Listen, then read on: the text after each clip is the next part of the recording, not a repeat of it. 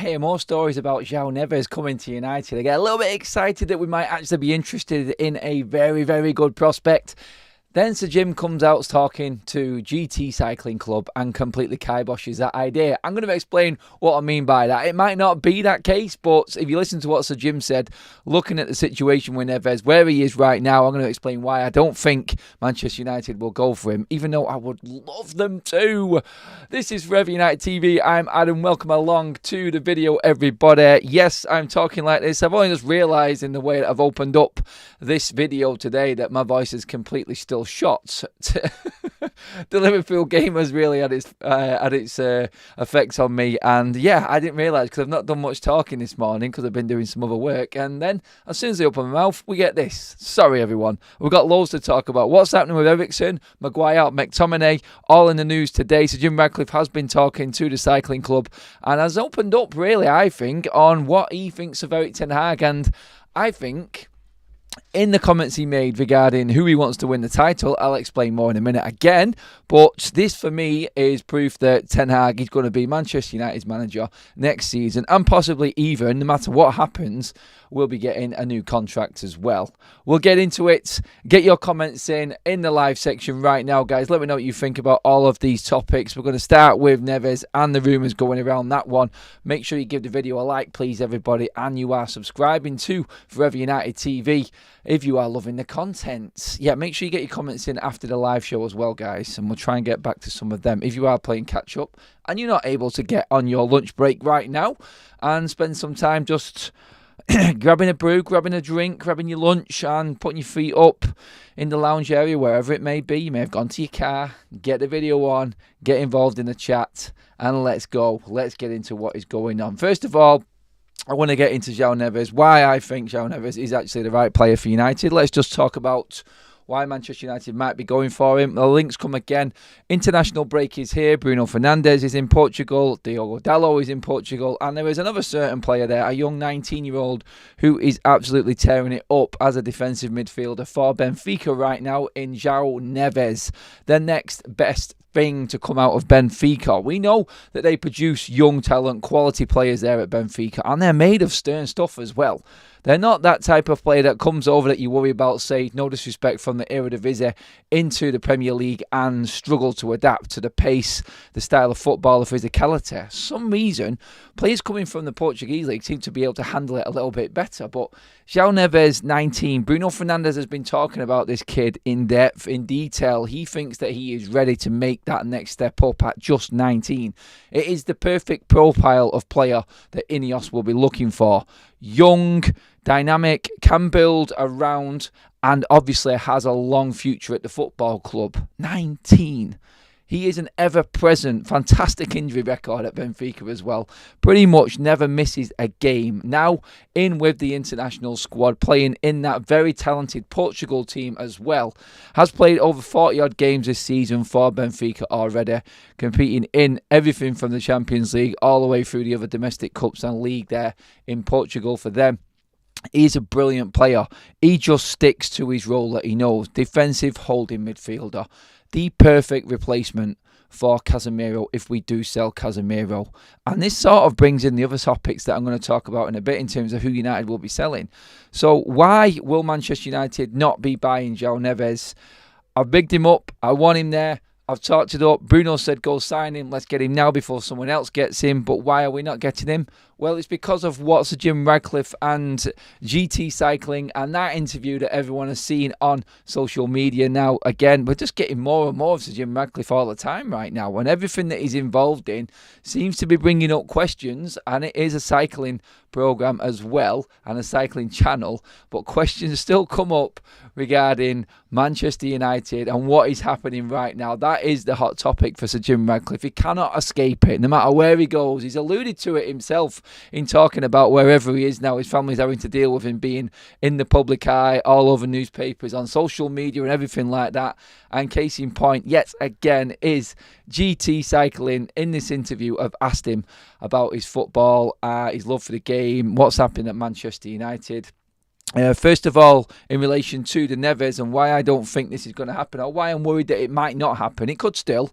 and I'll explain why after this section. But when asked about signing Kylian Mbappe or players like that, so Jim's response was to that he would rather discover that player, that next best superstar, the new Mbappe, the next Mbappe, he said. I'd rather discover that than go out and spend that money on it. Now, Neves is nowhere near the same profile as Mbappe, you would say, Adam. I know, but he has got a contract up until June 2028 at Benfica. And we know what Benfica are like when it comes to getting deals done and how much they want for certain players. They are masters of developing younger players and getting big money from the Premier League. We know it. There's some big stars come from there that we have had to pay. Premier League clubs, not just United. All the Premier League have had to pay big wonga for a lot of players coming from there. And I think Neves is the next one in line.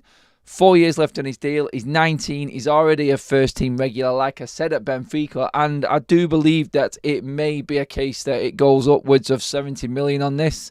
It does not sound like that's the type of deal that Sir Jim Ratcliffe will be looking to go for. Will the age of the player and the profile of the player and having someone like Bruno in situ at Manchester United convince Sir Jim Ratcliffe that this is a player that we can be going for and we can make happen financially? Is he worth it?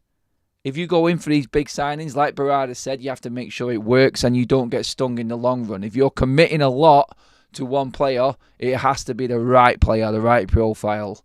And obviously, I think they will ask Dalot and Bruno Fernandes about him and what they know of him and what he's like and what his characteristics are like. But realistically, this is where it sort of stumbles a little bit for me. And I go, oh, God, only if he's the perfect player. Maybe if he was that player that was coming to the end of his contract and was close to, or maybe in his last year, we might have been able to get something done with this. But I just feel like we are just going to miss out because of the way that Ineos are restructuring everything as well. And I think it will just come too soon for us. I'm gutted because someone else is going to buy him.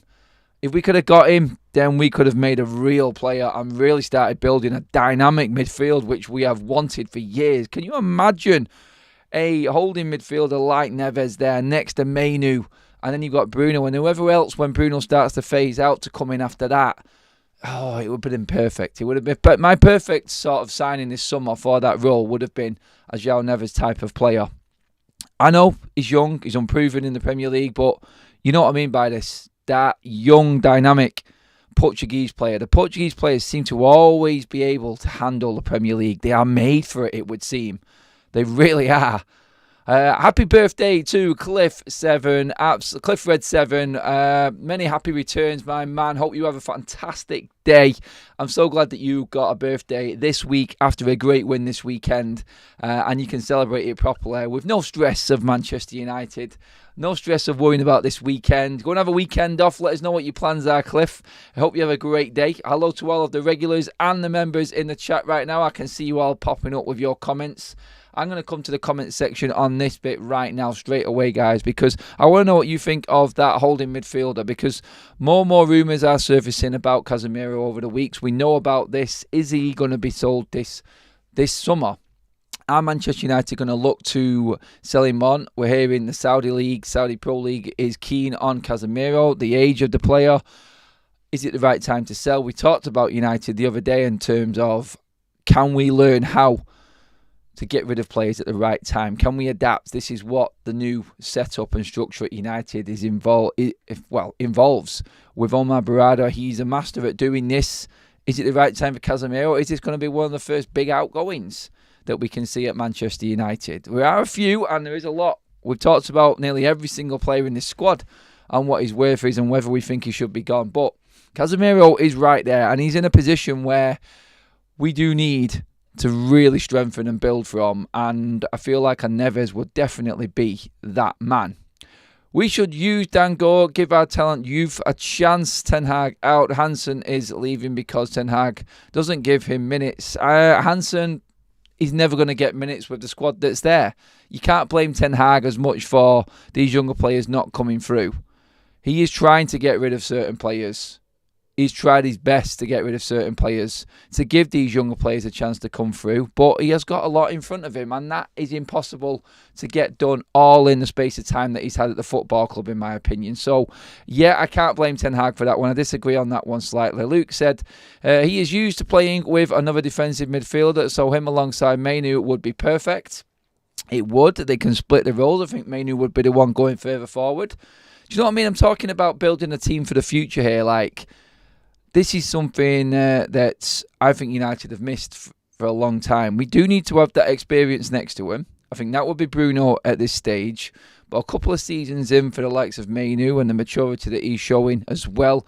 Well, Bruno's there. Well, they've still got the likes of, the players behind him in defence as well, like Martinez coming through. Obviously, Dalot has been there a few years now.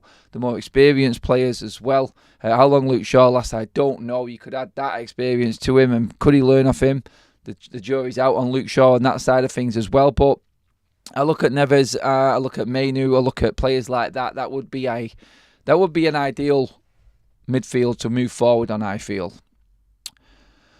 You're welcome, Cliff. Have a couple of drinks, mates. Enjoy yourself. Usman Bello, we have €103 price tag. I think it's too much for what we are trying to do. So in terms of the price tag of Neves and how we actually get him in, brings in the conversation about Scott McTominay and Harry Maguire and how Manchester United would be open to the right offers again this summer. Now, I've already said, look, I don't think United will sell Scott McTominay. I don't think they'll sell Harry Maguire. I just feel like right now, Manchester United, the age of Maguire probably more, and him having only 1 year left on his contract after this one, I feel will be. I mean, it's a good time to sell him if he's got 1 year left, and we do get something for him before he leaves on a free. Is it the right time to get rid of Maguire? You do need to bring in a couple of centre-backs because I think like Varane and Lindelof will both go as well. So that area is a weird one. But selling players, if we are going to sell a Sancho, if we are going to sell a Mason Greenwood, both of them we're going to talk about as well in a minute because there's more stories regarding them and the price tags that they're on and what is actually going on with their situations right now. It's a tough one. It is for Manchester United right now because there is a lot that we can do, but there's a lot in the way of what we can do. And by that I mean the obvious, like the players that need to be out. And without a Dan Ashworth, I just feel like we're going to struggle. And why I feel like as much as I'd love Joao Neves in this team, I just think it's going to be very difficult for United to accomplish that this summer. I do. I think Benfica can actually hold on to him. Another year can go by, but by then I do believe that the price tag is just going to go upwards and upwards and upwards. This is one of them chancer ones where you either commit and look like a complete fool because you spent so much on a player who is relatively unproven. And no disrespect to the Portuguese league and what he's done there. He has done very, very well and he's looking better and better and better. But it is a risky one to take. And it just looks like with everything that we've got to do this summer and everything that's going on at the football club, it may be just a step too far. And I'm gutted about that because that's a player, like I said, that I feel Manchester United, if we sold Casemiro, and we got a few million for him, 30 million, 40 million, you never know. We might get that from the Saudi League. That's a big chunk that could go towards Joao Neves. I mean, if Scott McTominay went, are they willing to sell two midfielders, though? Because in other stories as well that we're going to talk about with Christian Eriksen, I think he could be ending up leaving as well. So it's a difficult one because you can't leave yourself short on numbers as well while doing this. Not spending the whole budget on one player because he's quality, leaving yourself short in other areas. We've seen this season how injuries can really, really affect momentum, can affect form and positioning and points in the league as well. So you have to be realistic with it. Personally, I do believe that there is a chance we can sign Neves this summer. That's if the likes of Casemiro do go. If we manage to get rid of Sancho, we can get rid of Mason Greenwood. There is a good chunk of change there that can balance it. And let's be honest, United can afford Joao Neves, because we're not going to have to spend that 80 million quid, 85 million quid straight out. It's not one payment. It's spread out over time. We've talked about this before. When it comes to financial fair play, PSR, Manchester United can afford him right now as we are. It just adds to that ever-growing financial side of things, which is the payments every single year and historic payments, which we already owe for players. It just adds to that. It's if we can bring in some players, it's if we can actually get rid of some players and start to balance the books properly. The biggest task and the biggest turnaround Sir Jim Ratcliffe has got with his team is how Manchester United generate money from players. I think we will be able to negotiate the right prices in for players, but we're always going to have that historical payment debt that we've got to other football clubs for other players that has been going for a long time. So United really do need to start getting more for their players. And that, I feel, is where it opens the door for the possibility of a Neves coming in at the higher price, because we have got assets there and we can generate a lot of money this summer. We can. If we get in the Champions League, then I think it really opens up for United bringing Neves in. It does. If we don't, then it may just be a step too far, like I said. But the problem you've got, and I'm just going to read out a couple of chats first before we move on to the next section, which is of the players leaving and us being short on numbers. Super chat in from Nigel Flynn. Thank you for that, Nigel. Shaw and Martial will be back for the FA Cup final. If we get past Coventry, it would be great if we had a fully fit squad for the final. I wouldn't play Shaw. I wouldn't play Martial in that final, personally. I really wouldn't. I would play Wan-Bissaka and Dalot if they are both fit. They're my fullbacks now. They've proved that they are willing and adaptable. Like Luke Shaw, we're not going to see him on the right-hand side, are we? Wan-Bissaka and what he did in that game on the left-hand side out of position, for me, says a lot. I would keep Dalot and Wan-Bissaka. Luke Shaw doesn't bother me. Martial gets nowhere near this team in any way, shape or form this season. I know I've just bigged up the numbers and lacking the numbers, and having more players available is only going to help United, but still, he just gets nowhere near the team for me. I'm done with Martial. See you later, mate. Gone. Even if you're fit, I don't want him near the team. Man, he will come through. I know I'm talking out of personal opinion here and everything like that, but Martial gets nowhere near it for me. We need to raise a lot of funds, even if we get Champions League. A lot needs done. I don't know where to start. The defence and the midfield needs to revamp. Yeah, that's from Compost Smurf. Samir says Casemiro, as a centre-back, has all the attributes Erik ten Hag will want to play on the front foot. Good on the ball, intelligent, passing range and mentality. It would also lengthen Casemiro footballing career. I don't know. I don't see that happening, mate, at all. I think he'll be gone. The new structure will be of trying to utilise what we can in terms of selling players as well at the right time. So, no, I don't think Casemiro will be dropping into a new role or a new position. Steve Flatt, Maguire won't go. He's on too much money and will run his contract down and sign for West Ham on a free, as he knows they will pay him $200 a week if there's no fee. Depends on what United want to do. Do they want to take a loss? Where we were talking about actually paying off Maguire's fee last summer. So you take a year off that. So that's what was happening. If Maguire was sold for if Maguire was sold for 30 million, he probably would have come in at United for just under 20 million, because we would have had to pay off Maguire to get him to West Ham. Now a year has gone past. So what's to say United, if we do get a similar offer again and there's less to pay back to get rid of Maguire, i.e. paying out his contract, then we could still move Maguire on. I'm not saying because he's on too much money and he wants to stay and he'll know he'll get a good wage and go for free. This is that structure we're talking about. Can we afford to just say, look, if we get 30 million bid for Maguire, then see you later, he goes. He has to go. If we have to pay out the rest of his contract to get him gone, then we take that hit. And we just take just over 20 million for Harry Maguire. I think that is a good deal at this age right now. And I think that, in terms of business side of things, is balancing the books nicely. You know what, you had 5-6 years and then you're gone. His possibilities are there. They really are there. But the problem you've got with that, which is what I want to bring on to my next section now, is you do have to have some players left. We're talking about moving Lindelof. Varane's going on a free. How we get rid of Maguire there in that one? Easy. But we have to bring some players in as well. We're not going to get 10 million for Lindelof, I don't think. I mean, to be honest, if you're getting between 7 and 10 million for Lindelof, you're doing well. I'd sell him. And you can maybe scrape that together just over 20 million for Maguire in the circumstances what I just said then and explained. You've got 30 million for them too. Varane's gone for free. You're not going to be able to bring in 2 centre-backs for that price that you've got there for them. You're not. So it has to be clever transfer work. It's going to be very busy, isn't it? It is.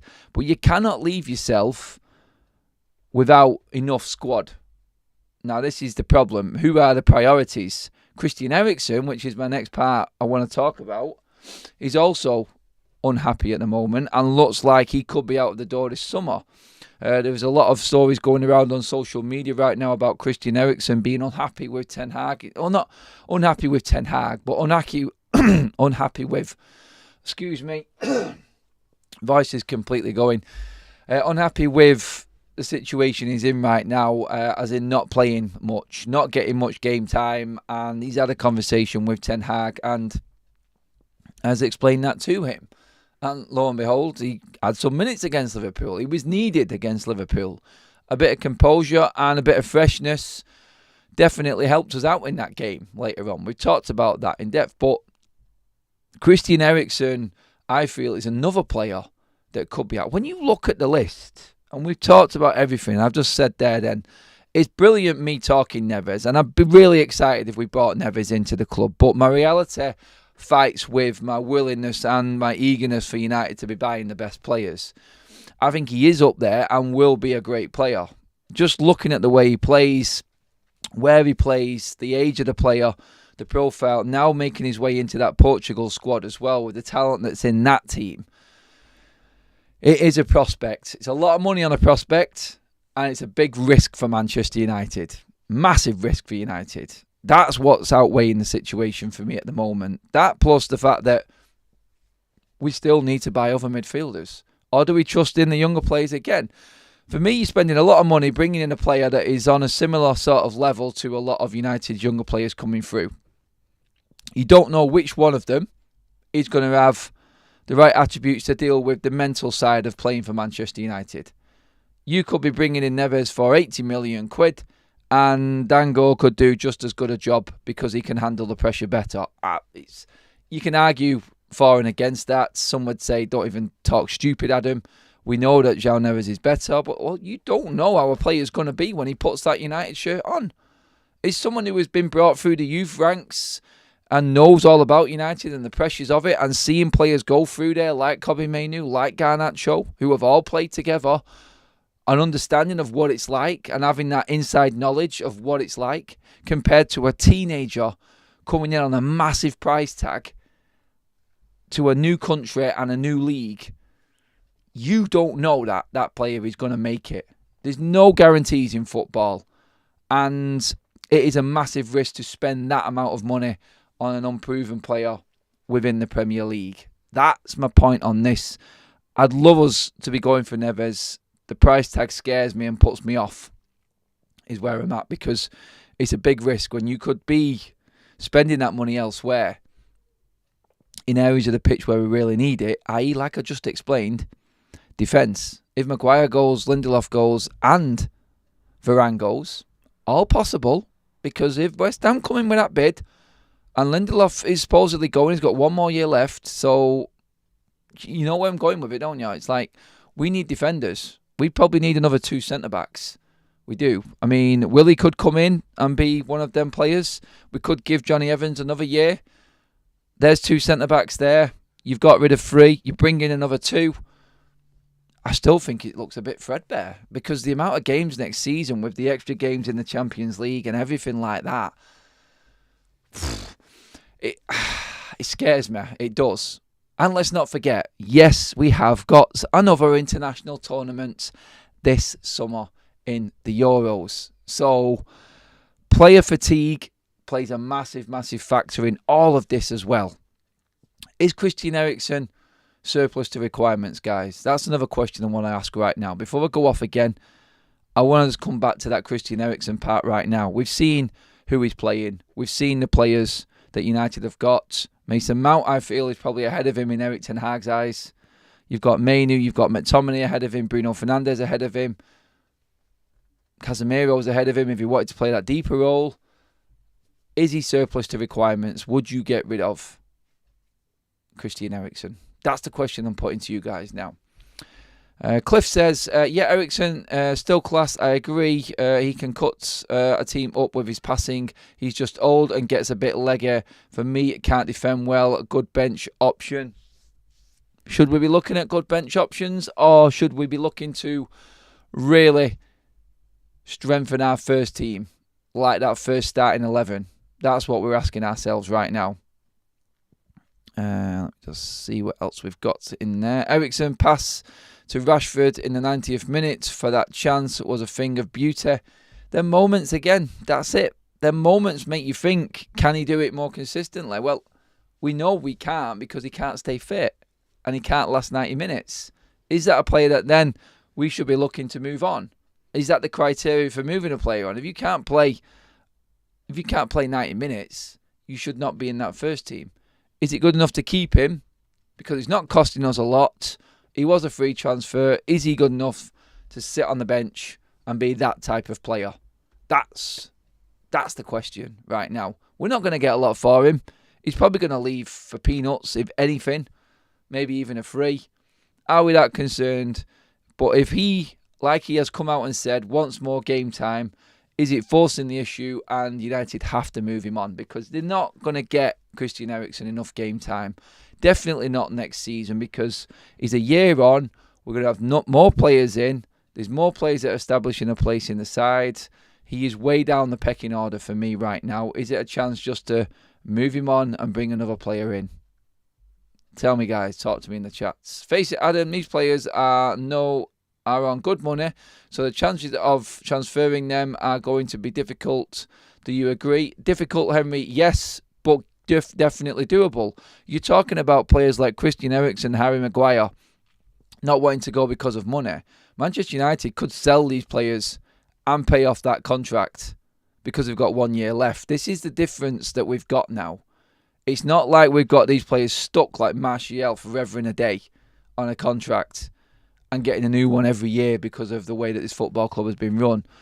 United, if we play our cards right, we've got a couple of players in in Jadon Sancho and Mason Greenwood, who we could shift on for around about 80 million.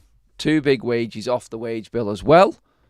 And we have got a decent chunk of change for them players. Let's not forget, depending on how PSR goes and financial fair play, he's 100% profit as well, Mason Greenwood. So I reckon if we drag together, it's disappointing. I thought we could have got more, but the rumours are, which I'm going to get into next, about the prices of these players. We grabbed together 80 million for Sancho and Mason Greenwood, then you know what?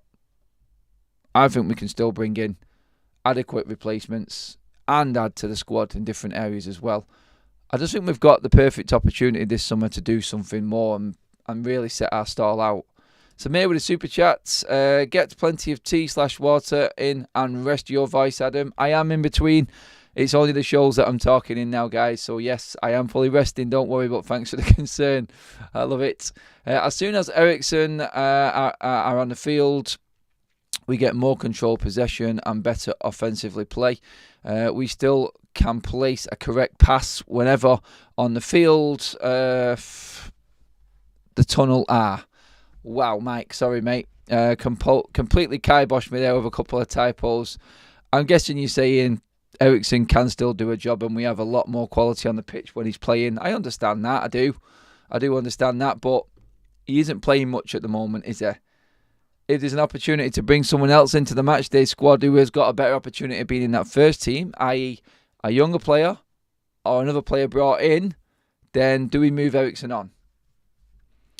United Spotlight says, getting anything for either of them after what's happened is a bonus. Never mind mega money. It's true. I think we're at that stage now. Araye says, The league gets faster every season. Next season, Eriksen and Casemiro will lose pace. They're not getting any younger is what you're saying there. That's it. Builder's T isn't helping Adam. No, it's not Stephanie. Teams run past Eriksen without any opposition, no. That's the problem, because if you've got Rashford and Eriksen in the team, you're losing defensively. Your defensive output drops. That's a fact, isn't it? You know that you're not going to get Eriksen tracking back and defending as good as someone else can. Rashford the same. The people are walking past them, basically. And this is my big argument against Rashford, and why I'm asking you guys whether we should move Christian Eriksen on. So, yeah, I think it makes sense. Like, you have to be able to realise that there's a time when a player's time is up.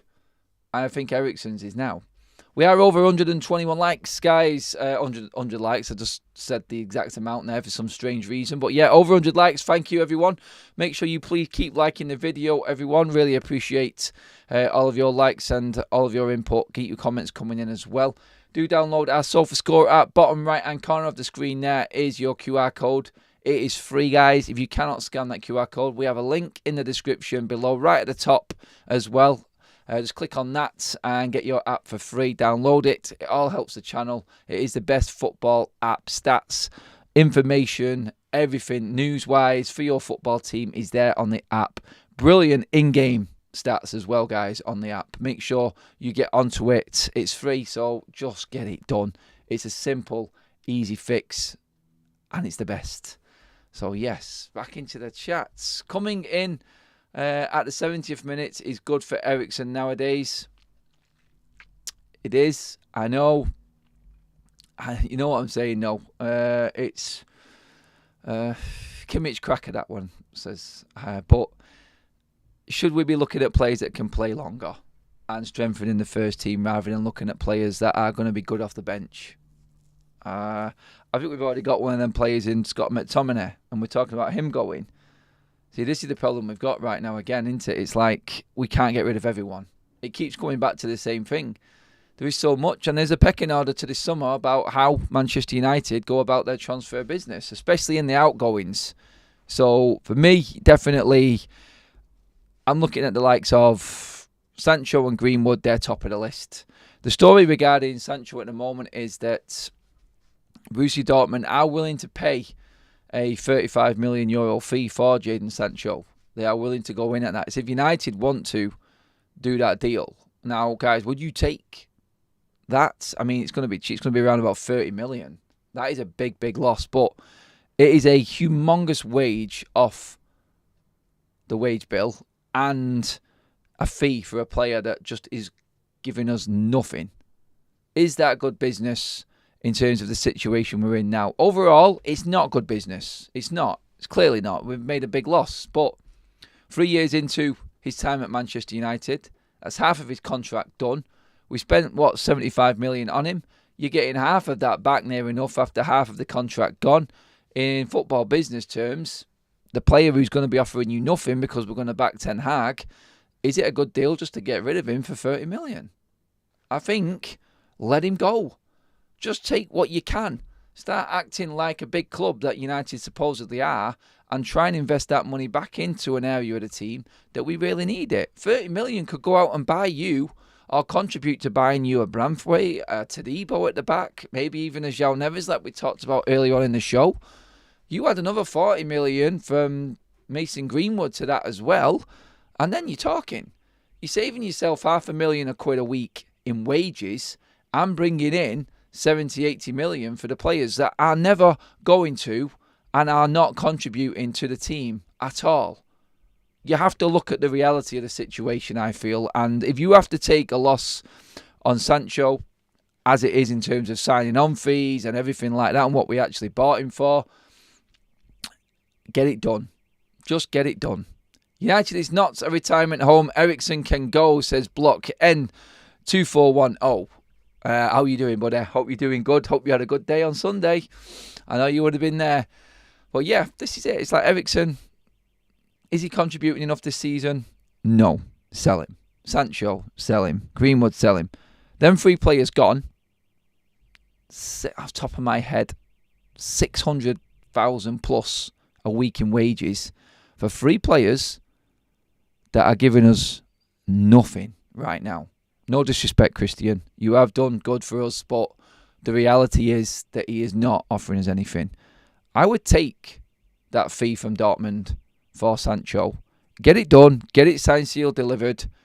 Now, pre-contract agreement in place. Sancho is gone. Permanent deal. Thank you. If it is real and that offer is on the table, get out of there. Go for it, Jadon. See you later. United have got money to spend. And like I said, you're not going to go out and spend 80 million in one go. It's going to be split up over payments. So the Sancho deal, again, that's just going to be money coming into United in probably 3 instalments from Dortmund. Maybe 3 £10 million instalments over 3 years. This is how it works. It's just about balancing the books.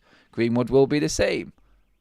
So for 2 players there that are not offering anything at all for Manchester United, if you're getting payments of like 20 million a year going forward, could you not structure a deal to bring in someone like Neves on the same sort of deal spread out over a few years as well? You know what I mean? It's football business and that's how it's done. He won't move Mainu, and if we get Neves, Casemiro won't move him 100%. I disagree. I think you would. You don't invest that much. And like I said, that comes back to the investment side of things again. If you are going to invest that much money, then you do expect that player to be actually in the first team and contributing, don't you, as well? So, yeah, that's how I see it. I tend to agree with you talking on 35 now, Adam, but Dortmund deserve no easy deals, in my opinion. They have taken the absolute mick out of us. They have Compost Smith. It's really frustrating. But United just cannot look. This is why I've always said it. Like, forget about what's happened in the past. I hate Dortmund as much as you. I really do. And I think we could take him to the cleaners and get our own back on him a little bit. But let's concentrate on us and what we need right now. If he has to go for 30, 35, see you later, Jadon. Good riddance, gone. Problem gone for Ten Hag. We move on. That money can be reinvested back into the squad. Greenwood, we're never going to see him in the United shirt, are we? All the noises that are going on, we're never. Even though there was a story the other day regarding Greenwood as well, that the squad are actually open for him to come back. He would really add something to this Man United team. But the headache that comes with we are just really unlucky. It's typical United that we cannot utilise a certain talent there because of certain things that have happened off the pitch. It is just what we are like. No other club goes through what United goes through. It just seems to be one on its own. Takes more than stats on assists and goals. If the rest of the game you do nothing but hide. That sounds like Mr Rashford, that one, Gray. Stephanie says, removing the distractions will definitely help both on and off the pitch. Alex, I think a lot of teams will be looking at Mctominay and he deserves first team football, to be honest. His stats add up. Gray could have been talking about Scott McTominay on them stats as well. But he does add something to Manchester United off the bench. I'll always say it, and you know what I say about Scott McTominay. He should never be starting for United. Yeah, he scored that goal against Liverpool early doors. He did what he usually does. Arrives late. If Aaron Wan-Bissaka wasn't trying to tackle the ball into the net, he might have got 2. Because Scott McTominay was coming onto that other ball that was coming into the box. Can't remember from the left-hand side who crossed it in now. But you know what I mean? He does have something and adds something to his game. So his value, I think, has gone up this season, Scott's. Let's see, we've got Dobby. I'd start Ahmad in a rotation 10 with Bruno instead of using McTominay there again. He's so bad. He only sprints towards the opponent goal, yet jogs back towards ours. That is something that I did see as well in the game against Liverpool.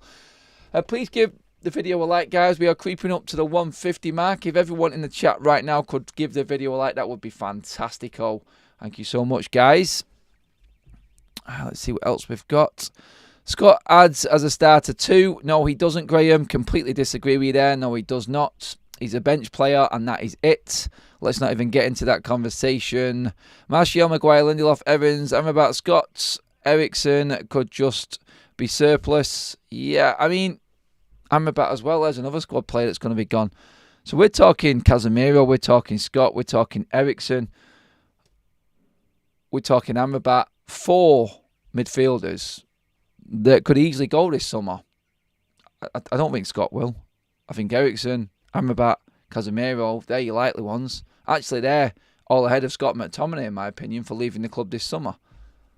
Just with the way the situation is. Unless West Ham come in with like a 35 million bid for Scott McTominay, United are not going to budge. They're not. I think that's the only figure that would sort of prick United's ears up in terms of letting Scott go. But we'll see if anyone's willing to do that. That's the question. It's like, who has got that money to spend on Scott McTominay? Because the levels that Scott McTominay is going to be playing at and the teams that are looking at Scott are lower down the league. And obviously with PSR and all of the rules coming in, it's going to be tough for anyone to buy him as well. So you have to bring that into the occasion as well. Not at the moment, Adam. I am winning the Scott argument. Graham, no, you're not. Give your head a wobble, son. No one's agreeing with you about Scott. I think you're about 1 out of 100. So, no, you can convince yourself if you want, Gray, but Graham, that is. Not getting the names mixed up. I'm not, Stephanie. But no, you're not winning the Scott McTominay argument at all. He was a worry and was completely, for me, out of his depth at big parts in that game against Liverpool. He's good to come on and score a goal. That's what he is. He's never a starter. Will Tenag keep Amrabat after selling Casemiro? Not a chance in hell, KK Beaster. He's already earmarked for going straight back to Fiorentina. There's not a chance that Amrabat will be wearing a United shirt no matter what happens in the transfer market. We'd have to spend money on him. No, Graham, he started against Liverpool. It doesn't mean he's starting, does it? He's not a consistent starter. So you lose. Kimmich Cracker says, Scotty doesn't want to leave though. He seems to love the club. He's happy on the bench. Ask Graham. Mark Lambridge, I feel like we need to sell 10 players to buy 5. So what do we do with the other 5 places in the squad? That would be where the youth players come through, mate. And that is where United have failed because they are your blockers. Players that you know are never going to play for Manchester United. I call them the blockers. They're the ones that need to go. So then you can give the opportunity to the likes of Camberwell at times. Dango could maybe come on the pitch. Amad Diallo could actually play. Then you've got the spacing behind them. That for me, I think that's the issue we've got. The squad depth is there. It's just not in quality. That's it. So, yeah, you've got to look at it and go, Manchester United, I agree with that ratio, actually. I think 10 out, 5 in. I think that's where we're at with the squad right now. I think we have got 10 players that really will not contribute to this team that can go and not affect where we're at right now one bit. The squad is too big. It's big with average players. So we can get rid of a good chunk of players and still only bring 5 in and be a lot better off. A lot better off. Hello, Andrew. Hope you're doing well. Graham, shut up. You're talking crap. Again, I know he got that assist late on in the game when Liverpool were tired, where Scott McTominay should be in the final third. But defensively, lacking. And do not try and tell me that he absenteed that midfield when Liverpool dissected us in that second half. Let's not forget that, shall we? Because, yes, he was flagging. He was. Anthony Wisdom, half and half, buy better quality to get to the first 11 and promote from the youth. Agreed. Adam, just asking, do we still owe money for Sancho? If so, I would ask 30 million for him and cancel whatever we owe. Then, what do you think? This all works in the football finance side, like I said, mate. I'm guessing we probably still do owe money for Sancho. But like I said, people look at price tags and go, we can't spend that much money. We've only got this much to spend. You don't pay it all in one go. You don't pay it all in one go. We basically just we could, like Henry says, be cutting out what we actually owe Jadon Sancho. Or owe for Jadon Sancho. And then just balancing our books. But then we can start with making another deal. Instead of having to pay, say, 15, 20 million a season for Jadon Sancho, whatever it is, we could be paying that for someone else who's going to give us something more in the first team. That's football business and finance, how it works. We have got over 150 likes, guys. Thank you so much. That pretty much finishes your update and your show for today, guys. I will be back later on to bring you all the latest news. We want to get into a bit more detail on what Sir Jim Ratcliffe said, and we will be talking about all of the other stuff that is going on as well regarding Manchester United in and around the club. But yeah, I wanted to get into a bit more depth on what Sir Jim was talking about later on and get all of you guys in as well. There will be a bigger interactive show. We did quite a few comments there today, but we're going to be getting more later on as well. So guys, please do join us then. I will see you all later on this evening. Make sure you have a good rest of your day. Get back to work now, people. And I will see you all later on. Make sure you give the video a like on the way out and do subscribe if you are tuning in for the first time. I'm Adam. We're out of here. FUTV. Later on, guys.